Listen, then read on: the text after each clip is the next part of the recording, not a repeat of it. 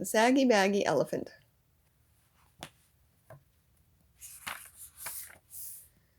A happy little elephant was dancing through the jungle.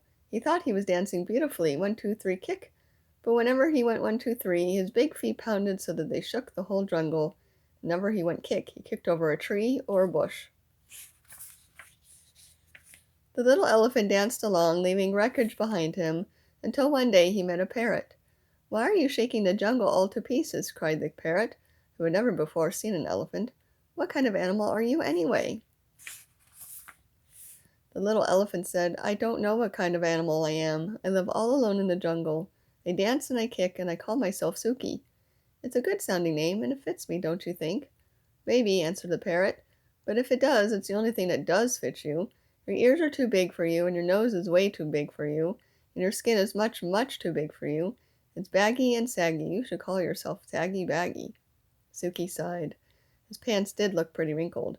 "I'd be glad to improve myself," he said, "but I don't know how to go about it. What shall I do?" "I can't tell you. I never saw anything like you in all my life," replied the parrot. The little elephant tried to smooth out his skin. He rubbed it with his trunk. That did no good. He put up his pants legs, but they fell right back into dozens of wrinkles. It was very disappointing, and the parrot's saucy laugh didn't help a bit. Just then a tiger came walking along. He was a beautiful, sleek tiger. His skin fit him like a glove. Suki rushed up to him and said, "Tiger, please tell me why your skin is fit so well." "The parrot says mine is all baggy and saggy, and I do want to make it fit me like yours fits you." The tiger didn't care a fig about Suki's troubles, but he did feel flattered and important, and he did feel just a little mite hungry. "My skin always did fit," said the tiger. "Maybe it's because I take a lot of exercise. But," added the tiger, "if you don't care for exercise, I shall be delighted to nibble a few of those extra pounds of skin off for you." "Oh, no thank you, no thank you," cried Suki. "I love exercise, just watch me." Suki ran until he was well beyond reach. Then he did somersaults and rolled on his back. He walked on his hind legs and he walked on his front legs. When Suki wandered down to the river to get a big drink of water, he met the parrot. The parrot laughed harder than ever.